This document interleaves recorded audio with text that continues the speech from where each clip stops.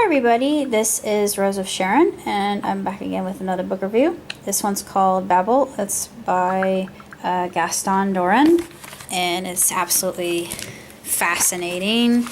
Around the world in 20 languages. Of course, it starts off with Vietnamese, which is extremely difficult. Korean's in there, Tamil is in there, Swahili, Mandarin. Of course, Mandarin is more forward to the beginning of the book. Malay, let's see, Japanese, Spanish, French, German, and of course the first language in the book is English, and they have two chapters on the Japanese language, one about the actual calligraphy, the writing, which is very, very fascinating in and of itself. And a lot of these languages lend themselves to other languages as well. And we see Turkish is in there as well. We see how they interrelated. Persian, I should say, is also integral in the book. Hindi or Urdu, I should say. What else? I just said Turkish, Malay, Tamil. Don't know if Burmese was in it or not. Trying to remember.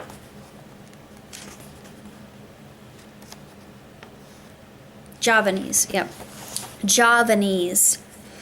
And Javanese is actually extremely strict, and just everything is based upon how you're supposed to sit, how you're supposed to look at somebody. It's focused on etiquette, and of course there are rules for everything, and it's extremely stringent. It sounds really excessive and very tiresome, but the book in and of itself is very revolutionary, just due to who speaks what and where, and how we basically borrowed from everybody. We are a Germanic language, so that's why English itself is so weird and wonderful and difficult, and deals with homonyms and homophones. And unlike Japanese, which you can have one word that will mean a plethora or myriad of different things depending on the kanji, just like Mandarin. And it can be very multi-layered and multifaceted, but the writer, Mr. Dorin, he is very funny. He's very witty. He's hilarious. He's one of the people I think we would hit it off and have an instant rapport, just because he's very straightforward, and his humor is a little bit zany, which I can relate to, being somebody who is a linguist herself. And I consider myself a polyglot. Maybe I shouldn't denotate myself as a polyglot, but I know a lot of different languages, phrases and words. I don't speak them fluently. Like Spanish, I understand fluently. I speak it moderately. French, similar. Italian, yeah, same thing with Greek.